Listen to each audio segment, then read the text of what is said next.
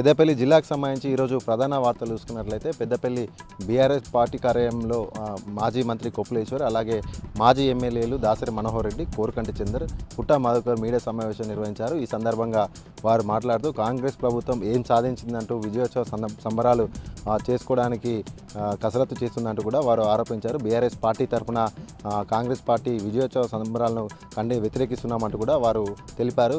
అంతేకాకుండా అమలు కాని హామీలు ఇచ్చినటువంటి కాంగ్రెస్ ప్రభుత్వం 6 గ్యారంటీలు ఒక్కటి కూడా పూర్తి స్థాయిలో నెరవేర్చలేదు. అలాగే 420 హామీలు కూడా ఏది కూడా పూర్తి స్థాయిలో నెరవేర్చని కాంగ్రెస్ పార్టీ ఏ విధంగా విజయోత్సవ సంబరాలు జరుపుకుంటుందంటూ కూడా ఆయన ప్రశ్నించారు. అంతేకాకుండా రైతు పండించినటువంటి ధాన్యం కొనుగోలు కేంద్రాల్లో కొనుగోలు జరగక రైతులు పడిగాపులు కాస్తున్నారు, అవన్నీ కూడా కాంగ్రెస్ ప్రభుత్వానికి కనిపించడం లేదా అంటూ కూడా ఆయన ప్రశ్నించారు. గురుకులాల్లో విద్యార్థులు చనిపోతున్నటువంటి పరిస్థితి, మౌలిక వసతులు లేకుండా ఫుడ్ పాయిజన్ అవుతూ కూడా విద్యార్థులు మృత్యువాత పడుతున్నా కూడా కాంగ్రెస్ ప్రభుత్వానికి సోయి లేదంటూ కూడా ఆయన ధ్వజమెత్తారు. అంతేకాకుండా ఇచ్చినటువంటి హామీలన్నీ కూడా పూర్తి స్థాయిలో అమలు చేసేంత వరకు కూడా ఎలాంటి విజయోత్సవ సంబరాలు చేసుకోవద్దు, పూర్తి స్థాయిలో కూడా బీఆర్ఎస్ పార్టీ తరఫున కూడా వ్యతిరేకిస్తున్నామంటూ కూడా వారు తెలిపారు.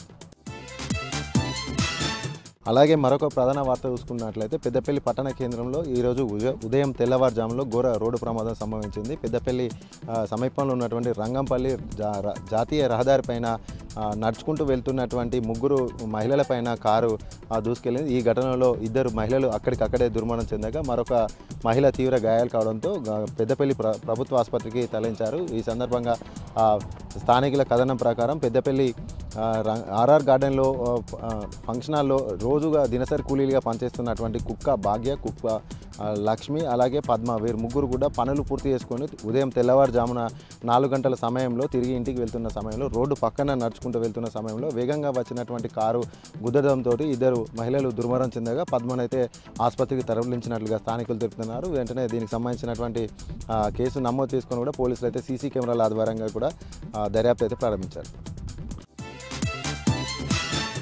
అలాగే మరొక ప్రధాన వార్త చూసుకున్నట్లయితే పెద్దపల్లి జిల్లా రామగుండం జిల్లా పరిషత్ పాఠశాలలో బెస్ట్ రన్నర్ సొసైటీ ఆధ్వర్యంలో విద్యార్థులకు ఉచితంగా పుస్తకాలు, పెన్నులు, నోట్బుక్లు, అలాగే స్టీల్ గ్లాసులు, స్టీల్ ప్లేట్లు కూడా పంపిణీ చేయడం జరిగింది. దీనికి ముఖ్య అతిథిగా మాజీ police housing board corporation chairman Koleti Damodar హాజరై విద్యార్థులకు పంపిణీ చేయడం జరిగింది. ఈ సందర్భంగా కోలేటి దామోదర్ మాట్లాడుతూ విద్యార్థులు ప్రత్యేక శ్రద్ధతో చదువుకోవాలి, ప్రత్యేక శ్రద్ధతో చదువుకున్నప్పుడే విద్యార్థులు అత్యుత్తమ స్థానాలకు ఎదుర్కొంటారు అంటూ కూడా ఆయన తెలిపారు. అలాగే పాఠశాలలో మౌలిక సదుపాయాలకు మరింత ఆసరాగా నిలిచే విధంగా బెస్ట్ రన్నర్ సొసైటీ ఆధ్వర్యంలో విద్యార్థులకు పుస్తకాలు పంపిణీ చేయడం, అలాగే ప్లేట్లు, గ్లాసులు కూడా పంపిణీ చేయడం సంతోషకరమైన విషయం అంటూ కూడా ఆయన వ్యాఖ్యానించారు. విద్యార్థులు కష్టపడి చదివి మంచి ఉత్తమమైన మార్కులు సంపాదించి సమాజంలో మంచి పేరు సంపాదించుకోవాలంటూ కూడా ఆయన అన్నారు. ఈ నేపథ్యంలోనే రానున్న నేపథ్యంలో విద్యార్థులందరూ కూడా ముందస్తుగా బాలల దినోత్సవ సందర్భంగా శుభాకాంక్షలు కూడా తెలిపారు.